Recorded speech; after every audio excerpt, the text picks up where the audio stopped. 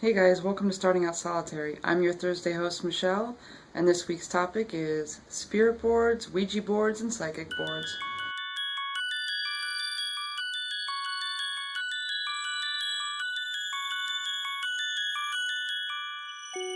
I actually really like using spirit boards and psychic boards.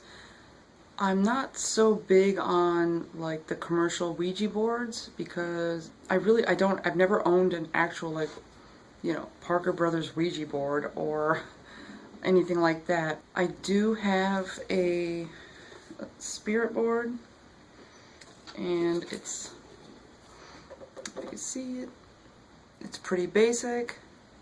You know, it has the letters in a circle. Yes, no, goodbye, hello, all that. It comes with this cool planchette, which just has felt on the back. I don't like using this. I tend to go for using my pendulum to, direct me around the board, and I usually, when I use this one, this is the one I use with my daughter because this is technically her board. We got this when we were in Salem last summer. It's because it's absolutely beautiful, and usually when I use this, we have some crystals in the middle, obviously incense candles, that sort of thing, but I usually use it with her. She prefers to do the planchette. I prefer the pendulum. Whatever. That's the only actual purchased board that I have, and like I said, it's technically not mine. For spirit boards, I like making my own, and I don't make anything elaborate.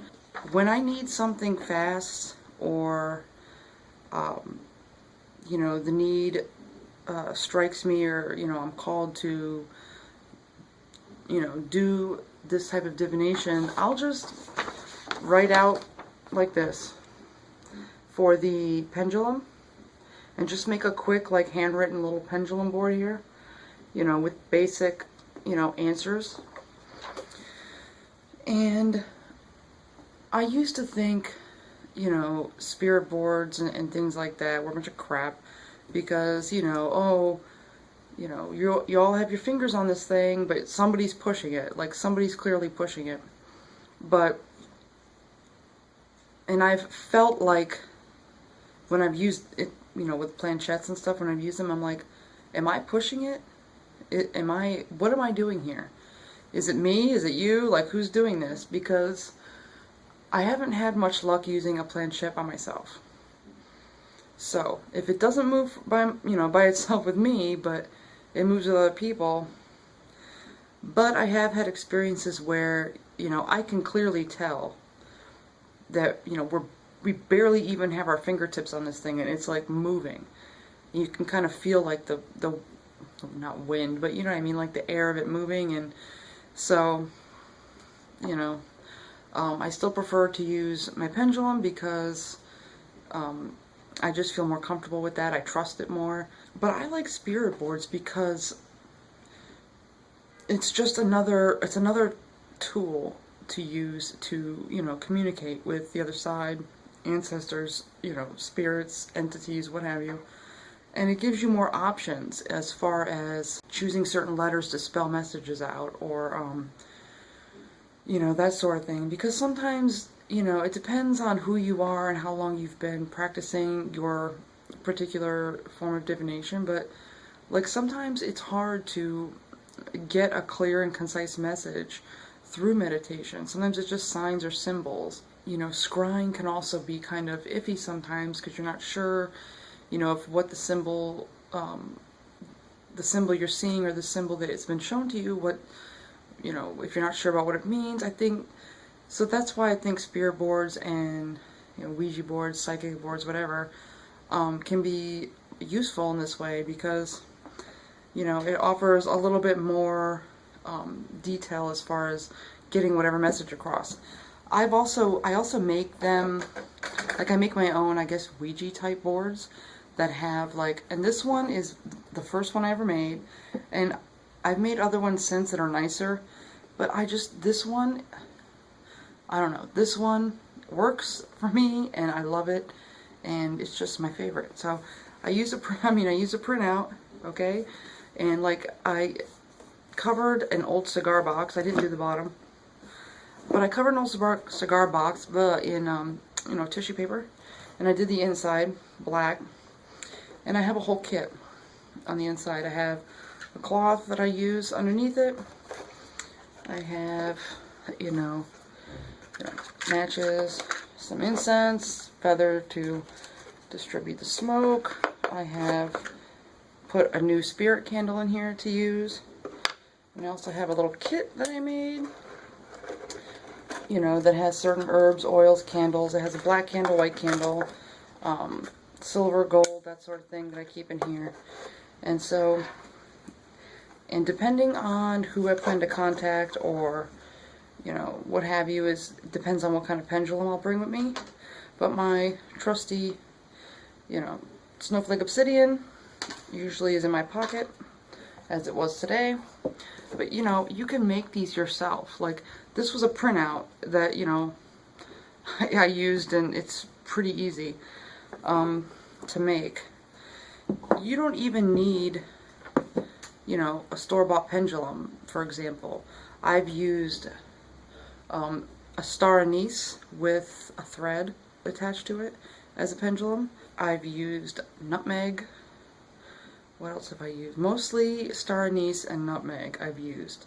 You can use any like big, you know, like a shelled type of nut, like a walnut, something natural like that you can use. You don't need, you know, even if you have like a crystal that has enough, I guess, rough edges, or, you know, so to speak, you could just tie a string around that and use that for a pendulum. Anything natural. That's why, you know, crystals, you know, certain herbs, or you know, nuts and stuff like that are really good to use for pendulums. But, you know, the most basic things seem to work the best. Like I said, handwriting out this in a pinch works just as good as you know, some beautiful, you know, store-bought board or hand-painted board with the same exact thing on it. It's really, you know, and with this, you can make this your own. Yes, it's just a, you know, pretty, you know, basic written out type of little pendulum board, but, you know, you can put your intent into this. You know, you can, you know, anoint it and do whatever, consecrate it if you want. But, you know, it's from you, and to me that makes it more powerful. But yeah, I like working with spirit boards. I like making them, and I like using, you know, different ways of making them. There's all sorts of templates online you can look up, whether or not you want to print them or draw them out yourself. You know, I've had a lot of success with using spirit boards and pendulum boards when it comes to, you know, contacting my loved ones, my ancestors, you know, trying to figure out who's in my house. Because yes, you know, spirits and energies and entities can, you know, make noises, they can move things, they can do things like that, but okay, it knocked on the wall. Like, what is that telling me? That's not really telling me anything. Or it moved you know, it moved some inanimate object. What does that mean? So to find out what that means, I'll use a spirit board or a pendulum board, you know, because you can't always determine what they want or why they're there or why they're trying to get your attention by a knock, or, you know, something moving or falling, or you know, that sort of thing. I plan on doing some spirit board work this week, because, and probably scrying on top of that, but that's next week. I think, yeah, we're doing alternate divination methods next week, so be sure to watch that too, because I had some things happen to me this week that are a little weird. I usually don't have an issue in my house with, you know, unknown entities or bad energy. It's pretty protected. It's usually pretty protected. I keep it protected. I keep it cleansed. Never had an issue until this week. That is when I had my Kindle, and I've never broken a device. I don't break, you know, my phone screen, my Kindle screens, iPad screens. I don't break that stuff. I just don't. So this week I had been reading my Kindle, and it's been in a case.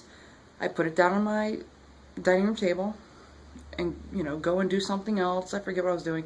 I was doing some other things, came back and sat down on my dining room table and was doing some other work, and it was right next to me. I didn't look at it. And my husband walked out and said, "What happened to your Kindle?" I'm like, "What do you mean what happened to it? I haven't touched it in hours." He's like, "Oh, really?" And I looked down at it. The whole thing has now shattered. It's not that bad. It's still usable, but nobody else was home. Nobody else is there. Who did this? So I plan on finding out who did it. And I plan on using the spirit board and a pendulum board. I'll probably make it, and I'll prepare in advance, make my own pendulum board. A little bit nicer than this pen drawn one I showed you, but you know what I'm saying. But it's a way to gain further insight and further answers a little more quickly, in my experience, than some other forms of divination. And I've found it, you know, for the most part pretty reliable, the information I've gotten. So I enjoy using them, and I plan to keep using them. What are your thoughts on spirit boards and Ouija boards? Do you use them? Do you have them? Do you make them? What do you do? Leave your comments down below, and don't forget to like and subscribe. As always, blessed be.